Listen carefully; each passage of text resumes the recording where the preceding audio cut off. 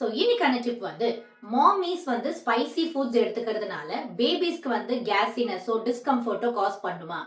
Clear பண்ணிடலாமா? So நம்ம spicy அப்படின்னு சொல்றது மெயினாக சில்லி மிளகா அதெல்லாம் தான். ஸோ சில்லியில் வந்து பார்த்தீங்கன்னா கேப்சைசன் அப்படின்னு ஒன்று இருக்கு. அது வந்து கம்ப்ளீட்டாக பிரெஸ்ட் மில்க்ல பாஸ் ஆகாது because of its molecular structure அதெல்லாம் பாஸ் ஆகாதுன்றனால இட்ஸ் அன்லைக்லி டு காஸ் இந்த கேஸினஸோ இல்லை டிஸ்கம்ஃபர்ட்டோ பேபிஸ்க்கு.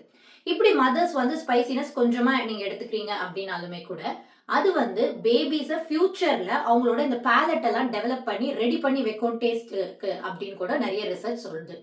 இப்போ வந்து இந்த ஸ்பைசினஸ் அப்படின்றது இருக்கு இல்லையா, அது வந்து பிரெஸ்ட் மில்க்ல பாஸ் ஆகாது. சில்லியோட ஃபிளேவர் வேணா பாஸ் ஆகலாம். ஸோ பேபிஸ்க்கு வந்து அந்த டேஸ்ட் எல்லாம் தெரியறது இதெல்லாம் வச்சுதான் சொல்றாங்க.